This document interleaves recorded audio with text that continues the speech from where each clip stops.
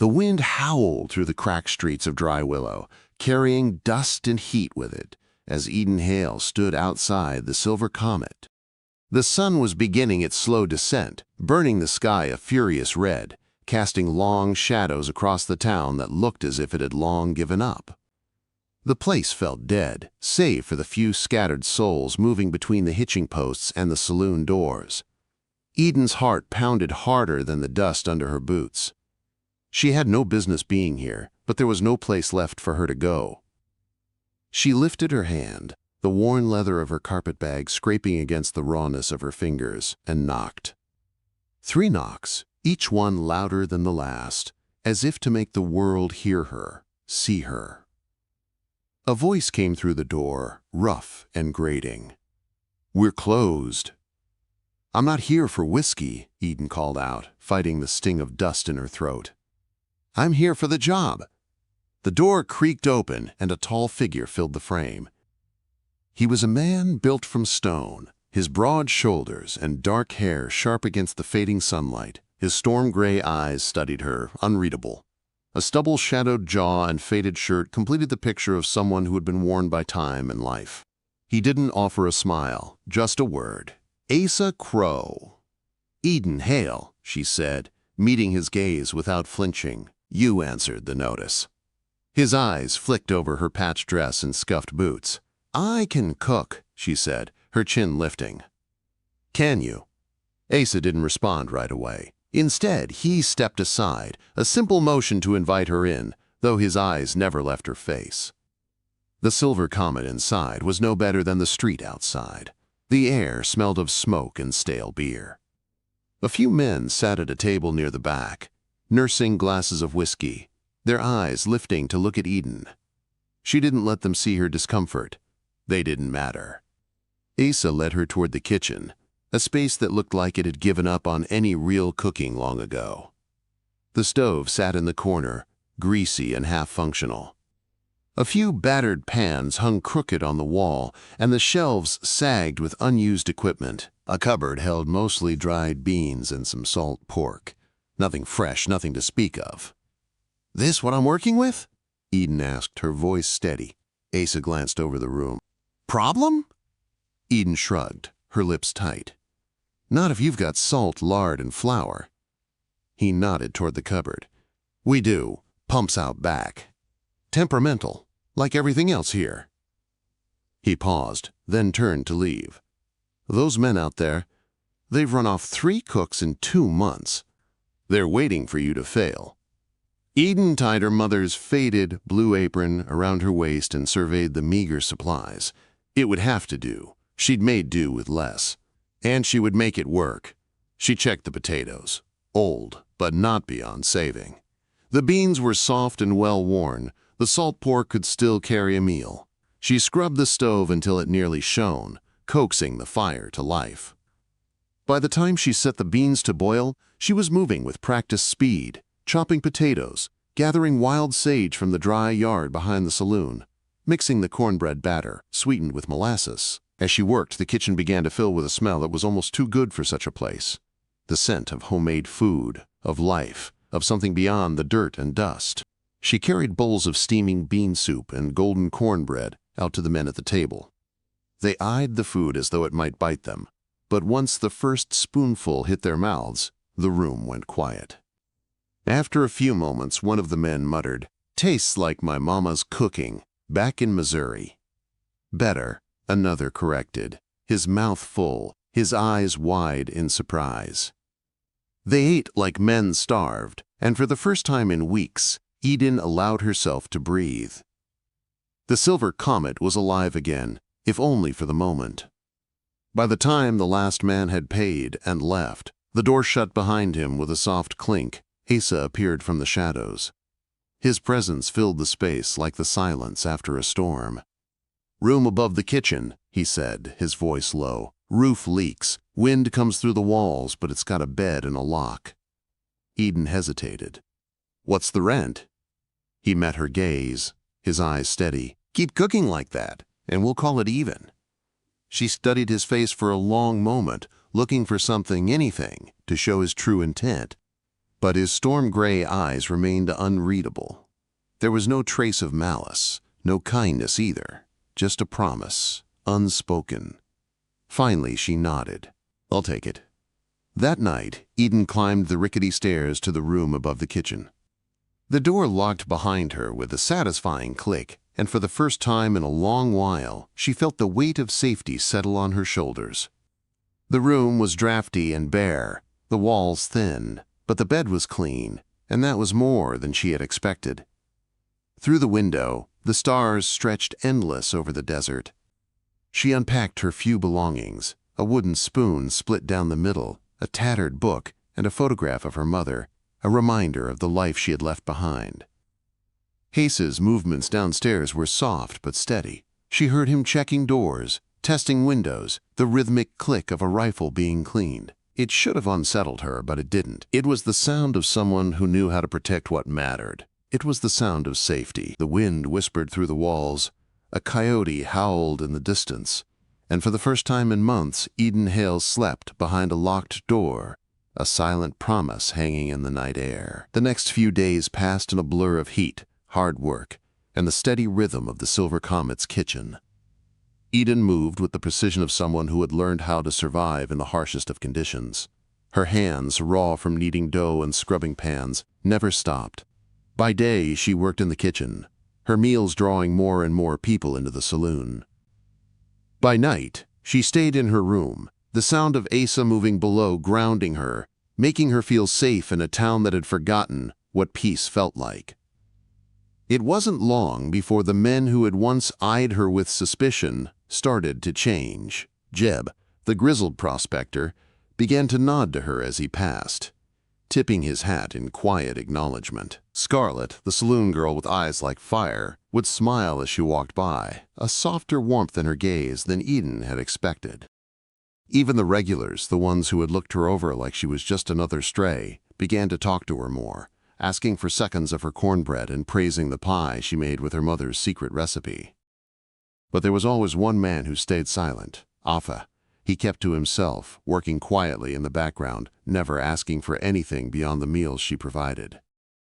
When he did speak, it was brief, his deep voice cutting through the stillness of the kitchen, giving orders or offering quiet advice.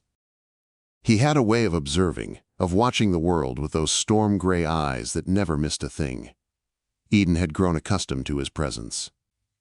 The way he stood in the doorway, arms crossed, his eyes scanning the room with a calm that could freeze anyone in their tracks. He wasn't cruel, not in the way some men were. He wasn't gentle either. He was a man of action, a man who saw what needed to be done and did it without question. And for some reason that made Eden trust him, even when she didn't quite understand why. But that trust, as fragile as it was, would be tested one quiet Tuesday afternoon. Eden was elbow-deep in bread dough when she heard the familiar sound of polished boots on the wooden boards outside the kitchen. Boots too fine for Dry Willow, the kind that didn't belong here. Her hands froze in the dough, her heart skipping a beat. She didn't have to turn around to know who it was.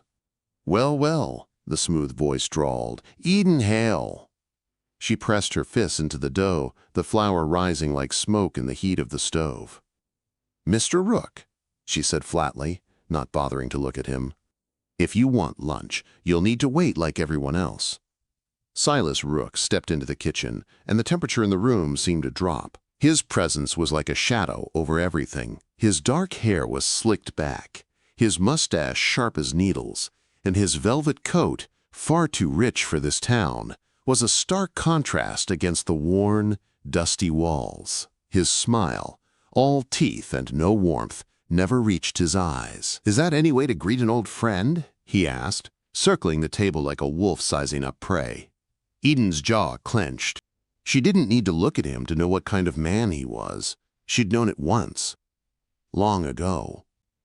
The kind of man who only saw people as tools, as things to use until they were no longer useful. "We were never friends," she said, her voice flat, her back stiff. "No," he drawled, his voice smooth like oil. "But your mother and I had an understanding." He picked up the wooden spoon she had left on the counter, turning it over in his hands like it was a piece of art. I hear the smoke takes you before the flames, he continued, his tone light, too light. Eden felt the words burn through her chest, the memory of that night flooding her mind. The fire that took everything from her, her mother, her home, her life, it all came crashing back. State your business or get out, Eden said, her voice colder than it had ever been. She couldn't let him get to her again. Not this time. My business? He asked, raising an eyebrow. I'm here to collect what's owed. Your mother's debt didn't die with her. He pulled a folded piece of paper from his coat and unfolded it with slow deliberation. $300 plus interest. Comes to nearly $500 now. Eden's hands trembled, but she forced herself to keep calm. That's a lie. She paid you every cent. Rook shrugged, his smile widening. Did she? No receipts, no proof. My word against yours. The door to the kitchen swung open with a creak. Asa stood in the frame, his presence filling the doorway. His storm-gray eyes swept the room, pausing on Eden, then locking onto Rook. The two men stared at each other, sizing each other up. Eden could feel the tension in the air, thick and suffocating. Asa's voice was low but firm. Kitchens closed to customers, he said, his eyes never leaving Rook's. Rook's smile didn't falter. Ah, the infamous Asa Crow. His voice dripped with mockery. I've heard of you. Confederate scout. Man of few words, fewer friends. That's right, Asa said, stepping forward, his stance shifting just slightly. He wasn't backing down. Rook's eyes glittered, but Asa didn't flinch. Time for you to go. Rook held up a hand, dismissive, as if the whole confrontation were beneath him. Of course, he said lightly, but his eyes were cold, venomous. I'm a reasonable man. I'll give Miss Hale 30 days to settle her mother's account. After that, well, accidents do happen. Eden's blood ran cold at the threat, but she forced herself to meet Rook's gaze, her jaw set. Her voice was steady, but there was a fire behind it. You won't get away with this. Rook tipped his hat, mocking her. A shame. Your mother learned that. Be a shame if history repeated itself. With that, he left, the smell of pomade lingering in the air long after he was gone. Eden collapsed into a chair, her arms wrapped around herself, trying to hold herself together. The old fear she had buried so deep inside her flared up again, burning her insides. Asa watched her, his face unreadable. He stepped forward, pouring coffee into a mug and placing it in front of her. The simple act of kindness grounded her, helped her breathe. You know him? Asa asked quietly. Eden wiped her eyes, her voice flat. He killed her. She swallowed hard, the words coming out like they were cutting through her. He locked the doors of the boarding house where she worked, said it was for protection. When the fire came, they couldn't get out. 7 women died that night. My mother was one of them. Asa's face softened, though his eyes remained cold. He placed a steady hand on her shoulder. You don't have to run anymore. He'll get what's coming to him. Eden looked at him, her eyes hard. I'll leave tonight. I won't bring this to your door. Asa shook his head. You'll stay, because running hasn't worked. And you'll stay, because the Silver Comet needs a cook. And you'll stay, because men like Rook don't get to win forever. Eden stood, her hands still trembling. What are we going to do? Asa's eyes met hers. We wait. 30 days. A lot can happen in 30 days. And for the first time in a long time, Eden let herself believe that maybe, just maybe, this time, things could be different. The days that followed were a strange mix of quiet tension and relentless work. Eden found herself moving through the motions with more purpose than she had ever known. The Silver Comet was busier than it had been in years, the sound of boots shuffling across the wooden floor becoming a constant hum in the background. Eden kept her focus on the kitchen, her hands steady as she cooked, kneading dough, chopping vegetables, and stirring pots, all the while trying to ignore the knot of unease that sat heavy in her chest. Asa remained a steady presence in the saloon, always watching, always there. He never asked too many questions, but there was a way he carried himself that told Eden he was prepared for anything. The soft clink of his rifle when he checked the doors, the way he positioned himself so he could see both entrances, the watchful calm in his eyes, it was all the reassurance she had come to rely on.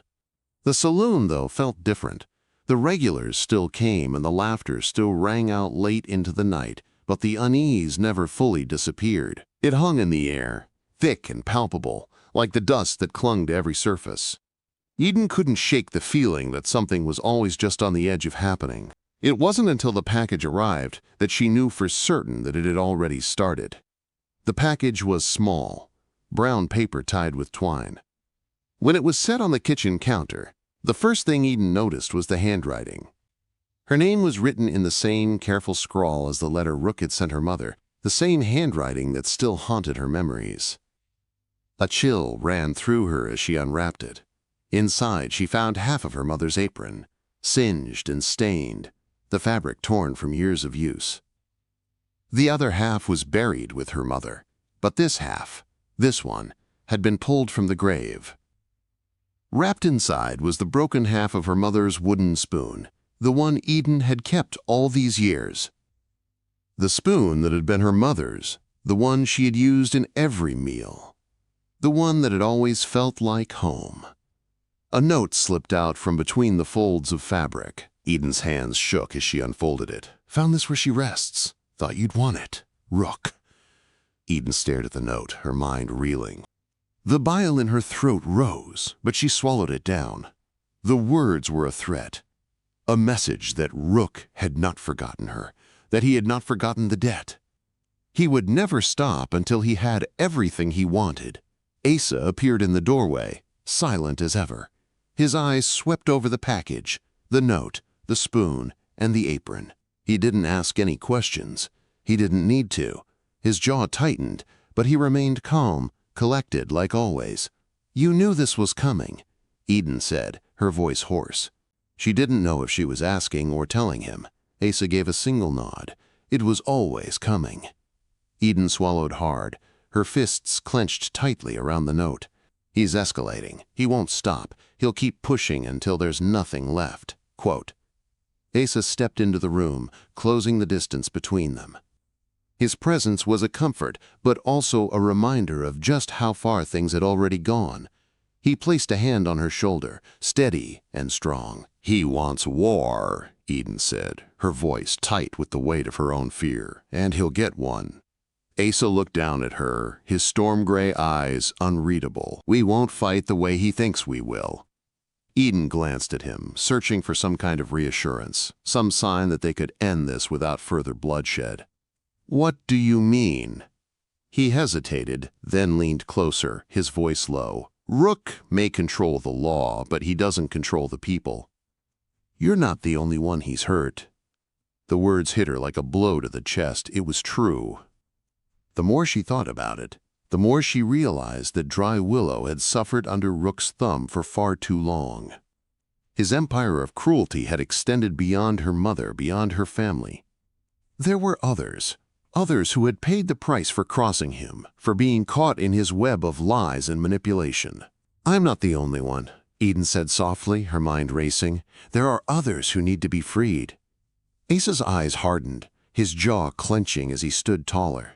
"And they will be." Quote, the next few days passed in a blur of planning and gathering information. Eden began asking quiet questions to the people who worked at the saloon, the men who came through town, the ones who had stories to tell. She pieced together fragments of information about debts that couldn't be repaid, about women who had disappeared, about families who had lost their land to impossible loans that Rook had written himself. And then, one night, it all came together. Mina Pike, a frightened girl no older than 16, stumbled into the Silver Comet late one evening. She was barefoot, bleeding from a wound on her side, her clothes torn and filthy.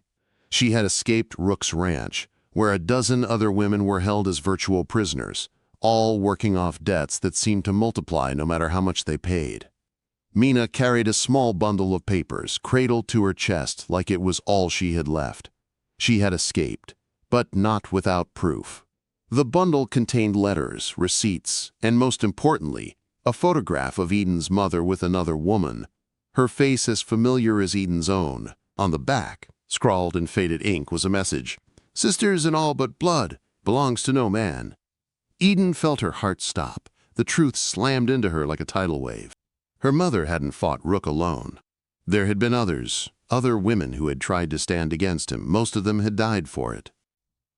Eden's voice was barely a whisper, but it carried the weight of everything she had learned in that single moment. "We have to free them. We have to stop him." Asa stepped forward, his eyes hard with determination. "That's not a rescue," he warned quietly. "That's a war." Eden's gaze met his, and for the first time since she had come to Dry Willow, she saw the full measure of what was at stake. The truth was undeniable. Rook had to be stopped, and together they would do it. The tension in Dry Willow reached a fever pitch. Word spread quickly through the town that Eden had found the proof they needed, that she wasn't alone in her fight against Silas Rook. The women who had suffered under his control, the families who had lost everything to his manipulations, began to rise, their whispered conversations growing into something louder, more defiant. Eden wasn't the only one with a reason to hate Rook.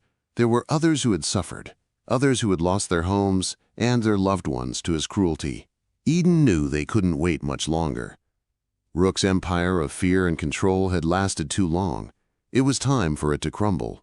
But she also knew that to challenge him openly would bring the kind of violence they weren't ready for yet. There were too many of his men in the town, too many who had no loyalty but to him, and far too few who would stand with them if it came to a fight. Asa didn't speak much of the plan. He was always calm, always watching. He knew they needed time, and that time was running out. He never let his guard down, not even for a second. His presence became like a shadow, one that hung over the saloon and the streets, an unspoken promise that things would change. By the time the next week rolled around, the town was buzzing with nervous energy. The regulars still came to the Silver Comet, still ate her food and played their cards, but something had shifted. There were more eyes on the doors, more quiet glances exchanged. Rook's men weren't the only ones watching anymore. It was like the entire town was holding its breath. It was late one evening when the storm hit. Eden had just finished serving the last of the evening's customers when a man walked in, a stranger she hadn't seen before. He was tall, broad-shouldered, and moved with the quiet confidence of someone used to getting what they wanted. His eyes scanned the room before settling on her, and for a moment she felt a shiver run down her spine. Something about the way he looked at her wasn't right. She set the dishes aside and walked toward him, keeping her steps steady. "Can I help you, sir?" she asked, her voice calm, though her pulse was racing. The man smiled, but it was a smile that didn't reach his eyes. "Just looking for a drink," he said. "Maybe something to pass the time." Quote. Eden studied him closely. His clothes were clean, too clean for Dry Willow, and the way he spoke, it was practiced, smooth, like he had a script to follow. She knew exactly who he was before he even spoke another word. "You work for Rook, don't you?" she asked, her voice steady, the question hanging in the air like a challenge. The man's smile faltered for a split second before it returned, even wider this time. "You're a sharp one, aren't you?" he said. "Name's Jack Hollis. I'm here to collect." Eden's stomach tightened. She could feel the tension rising in the room, the quiet gasps from the few customers left, the way the air seemed to grow thicker. Rook had sent him. They had expected him, but not so soon. "You're not welcome here," Eden said, her voice firm. She didn't look away, didn't flinch. "Get out." Hollis raised an eyebrow, taking a step closer. "I'm not here to cause trouble, miss. Just here to make sure Rook's debts are settled." "Rook's debts don't concern me anymore," Eden said, her words clipped. Hollis's smile finally disappeared, replaced by a cold look. He reached inside his coat, his hand brushing the handle of a gun tucked at his waist. "I think you're mistaken." As he moved, Eden's eyes flicked to the doorway. Asa was standing there, silent as ever, his storm-gray eyes locked on Hollis. There was no panic in Asa, no rush. Just the steady calm of someone who had already thought through every possible move. "I think you need to leave," Asa said, his voice low but commanding. His hand was resting casually on the gun at his hip, but his stance made it clear that he was ready for whatever came next. Hollis hesitated, his gaze flicking between Asa and Eden. "This town belongs to Rook," he said, his voice colder now. "And if you think you can stand against him, you'll regret it." Eden's heart raced, but she didn't back down. "It's not his town anymore. It's ours. And you're in the wrong place." For a long moment, no one moved. The room seemed frozen, as though the world was holding its breath. Hollis looked like he was about to say something else, but Asa took a single step forward, his presence making it clear that this confrontation wouldn't end well for Hollis. The man's eyes flicked once more between Asa and Eden. Then, with a sharp, resentful glance, he turned and walked out the door, leaving only the faintest scent of his expensive cologne behind. As the door swung shut, Eden let out a breath she hadn't realized she was holding. She looked over at Asa, her chest still tight with the weight of the moment. "You handled that well," she said quietly, her voice shaky. Asa's gaze softened for the briefest of moments. "No need to worry, he won't be back." But Eden knew better. She could feel the storm brewing, feel the tension in her bones. It wasn't over, not by a long shot. The next few days passed with more subtle signs of resistance. The men who had been too afraid to speak out now started to gather, to whisper about Rook's reign of terror, about how things were going to change. Eden could feel it, a shift in the air, like the calm before a storm. They were ready to fight, ready to take the next step, whatever it might be. But there was still one thing left to do before they could face Rook and his men. They needed allies, people who would stand with them when the time came. Eden went out into the night, her resolve stronger than it had ever been, her heart steady in the face of what was to come. She would not let Rook take everything from her. Not again. It was time to call in favors, to gather what strength they could. And as she moved through the streets of Dry Willow, she knew that, come sunrise, this town would never be the same. The dawn broke over Dry Willow in a wash of pink and orange, casting long shadows on the cracked streets. Eden didn't sleep much anymore. She never truly rested, not with the weight of the town's future pressing down on her shoulders. But today was different. Today, she was going to take back what Rook had stolen, what he had taken from so many people who couldn't fight for themselves. Asa was already up, standing at the front of the Silver Comet, his figure dark against the rising light. He was always awake before the sun, always watching. His calm presence was a steadying force, but Eden could see the tension in his posture, the way his jaw tightened when he looked at the horizon. Even Asa Crow, with all his strength and resolve, couldn't hide the fact that they were facing a battle that was far from certain. Eden walked out the door, her boots crunching on the dusty street, her breath coming in shallow bursts. It was time to rally the town, to make them understand that this wasn't just about her anymore. This was about them all.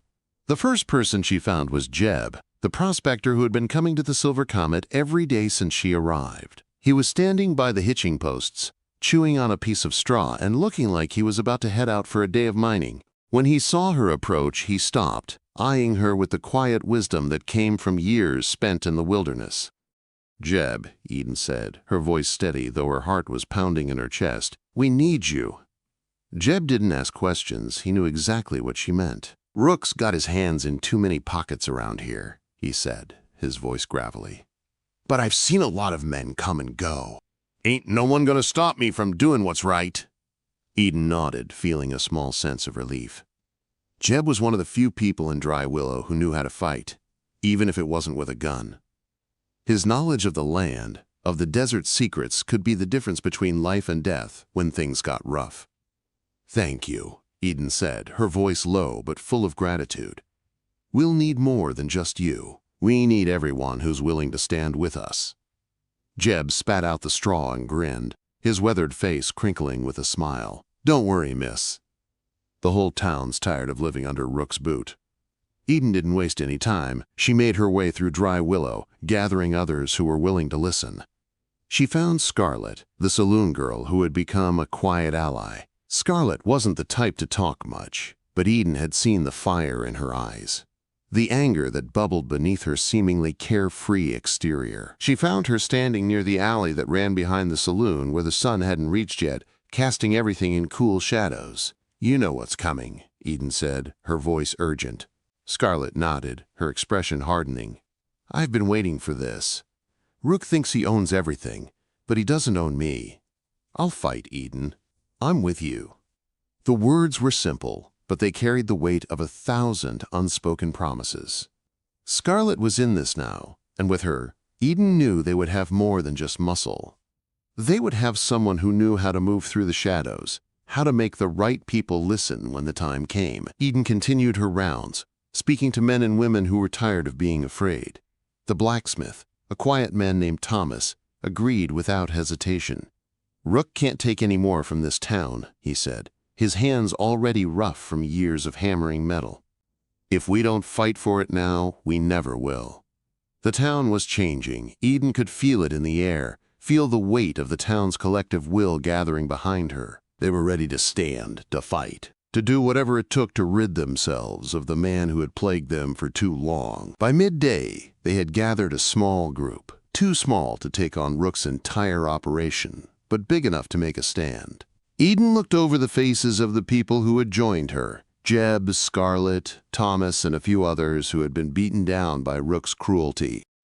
But now they stood tall, united in their desire for change. "We need to get to Sheriff Epps," Eden said, her voice cutting through the air. "He may be old, but he's got one thing Rook doesn't. He's got a conscience. If we can convince him, we'll have the law on our side, but we have to move fast. Rook will come for us sooner than we think." Asa stepped forward, his storm-gray eyes steady, calm. "We've got this, Eden. We don't need to ask permission. We'll make our own way." Eden nodded, feeling the weight of the moment. She turned to face the group, the men and women who had decided to risk everything for a chance at freedom. "Tonight, we take back this town," she said, her voice strong, unwavering. "We go to the sheriff, and we get what we need to bring Rook down. Once we do that, we make him pay for every life he's destroyed, for everything he's taken." The group nodded in unison. There was no fear in their eyes, no hesitation. They were ready. As the sun began to set, casting long shadows across Dry Willow, Eden and Asa led the small group to the sheriff's office. The town, once quiet and oppressive, now seemed alive with purpose. The streets, usually empty by nightfall, were filled with people gathering in secret corners, readying themselves for the storm that was coming. But as they neared the sheriff's office, Eden's heart began to pound harder. They had no idea what they would find. Sheriff Epps was old, nearly blind in one eye, and, more often than not, drunk. But he was their last hope. If he refused to help, it would be over before it even began. The door to the sheriff's office creaked open, and Eden stepped inside, her heart racing. "Sheriff!" she called out softly. Sheriff Epps was sitting behind his desk, a bottle of whiskey at his side, his hat low over his eyes. When he looked up, Eden saw the old man's weary face, but there was something else in his eyes, something more than just age and exhaustion. "You came," he said, his voice thick with the weight of years. "I thought you might." "We need your help," Eden said, her voice steady. "Rook has to be stopped. We can't do it without you." Sheriff Epps stared at her for a long moment, the silence between them heavy. Then, with a slow sigh, he reached for his rifle, his old hands trembling as he picked it up. "I thought I was too old for this," he said quietly. "But maybe I've still got some fight left in me." And, just like that, Dry Willow's last hope had a chance. The night fell heavy over Dry Willow, the air thick with the promise of what was to come. The town was alive with quiet murmurs, the tension rising with every passing minute. Eden stood outside the sheriff's office, feeling the weight of the moment pressed down on her chest. They had gathered everyone they could, but the odds were still slim. Rook had men everywhere, and he would stop at nothing to hold on to his power. But tonight, they would take back the town. Tonight, they would show Rook that he wasn't invincible. They weren't just fighting for Eden anymore. They were fighting for everyone he had ever wronged. Sheriff Epps had agreed to help, his old rifle now in hand, ready to stand with them. His eyes were tired, but the fire in them wasn't gone yet. Asa stood beside her, his presence a steady comfort. He had been her rock since she arrived in Dry Willow, and now he was the one who would lead them through this storm. As they moved through the streets, Eden's heart pounded harder. She had known fear before, but this was different. This wasn't just about surviving anymore. It was about taking control of her life, of her future. It was about taking back what Rook had stolen from her, and from everyone in this town. The group moved like shadows, quiet but determined. Jeb led the way, his weathered face set in grim lines, his hand resting lightly on the revolver at his side. Scarlet, usually light and flirtatious, was now all business, her eyes hard, her movements swift. Thomas, the blacksmith, was a tower of muscle, his hammer at his side, ready to deal with whatever came their way. The town's once dead streets now felt alive with purpose, the air humming with anticipation. Eden's mind raced, thinking of everything that had led up to this moment. She had come to Dry Willow a stranger, with nothing but a scarred past and the desperate need to survive. But now she was part of something bigger, a movement that could change the course of this town's future. They reached the edge of town where the old barn sat, just outside the line of sight from the main road. It was quiet here. Too quiet. Rook's men were waiting, no doubt, but the element of surprise was on their side. Asa turned to face the group, his storm-gray eyes steady, scanning the faces of the men and women who had chosen to fight. "Stay sharp," he said, his voice low but commanding. "Rook won't go down without a fight, but we've got the law on our side now. This is our town, and it's time to take it back." Eden nodded, her resolve hardening. "We do this together. No one gets left behind." Quote, the barn doors creaked open slowly, and Eden stepped forward, her breath caught in her throat. They had to move quickly. The element of surprise was fleeting, and soon Rook's men would be ready for them. Inside, the shadows were thick, but Eden could make out the figures of Rook's men, waiting by the walls. They weren't expecting them. Eden could tell by the way they stood, relaxed, unaware. It wouldn't take much to shift the balance of power in their favor. "Get ready," Asa whispered, his voice barely audible over the creak of the barn's old wood. Jeb stepped forward first, his voice gruff as he called out, "Rook's time is up." The men inside turned, their faces twisting in surprise. The moment of hesitation was all they needed. The first shot rang out, echoing in the night. Jeb's shot found its mark, and chaos erupted. Bullets flew, the sharp crack of gunfire splitting the silence like thunder. The smell of gunpowder and sweat filled the air, mixing with the distant scent of sage and dust. Eden's heart was in her throat as she moved, the fear pushing her forward, keeping her sharp. She could hear Asa's calm voice cutting through the chaos, guiding the group, making sure they stayed coordinated. Sheriff Epps was a quiet force, steady with his rifle, keeping watch over the others. The fight wasn't easy, but it was swift. Rook's men weren't prepared for this kind of fight. Not the way Eden and her people were. As they pushed forward, Eden found herself face to face with one of Rook's enforcers, a man whose face was twisted with rage. He raised his rifle, but Eden's reflexes kicked in. She grabbed the nearby piece of metal, swinging it with all the strength she had. The blow landed, and the man crumpled to the floor, knocked unconscious. The fight didn't last long. One by one, Rook's men fell, either surrendering or fleeing into the night. The dust and smoke hung heavy in the air, and when the last of Rook's men was gone, the silence that followed was deafening.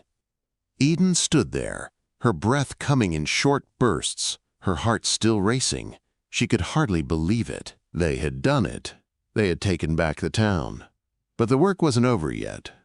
As the group gathered, Asa stepped forward, his expression unreadable. "This isn't finished. Not until we deal with Rook himself." Eden nodded, the fire inside her burning brighter. "He's not going to escape this time." They didn't have to wait long.